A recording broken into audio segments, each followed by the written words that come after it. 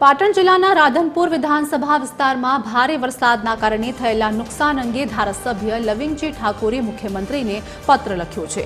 તેમણે ખેડૂતોના પાક, મકાનો અને પશુધનને થયેલા નુકસાનનું તાત્કાલિક સર્વે કરી અસરગ્રસ્તોને કેસ્ટોલ અને યોગ્ય વળતર ચૂકવવાની માંગ કરી છે। પત્ર લખ્યા બાદ તેમણે જાતે જ અસરગ્રસ્ત વિસ્તારોની મુલાકાત પણ લીધી હતી।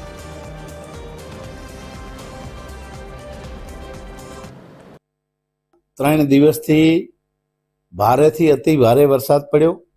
રાધનપુર નગરપાલિકા શહેરમાં પણ જે નીચાણવાળા ઘરામાણ સોસાયટીમાં જે પાણી ભરાઈ ગયા હતા, ગરીબ ઘરના લોકોને પાણી ભરાઈ ગયા, ત્યાં પણ એને કેશ ડોલ ને ઘરવખરીની મેં વાત કરી છે।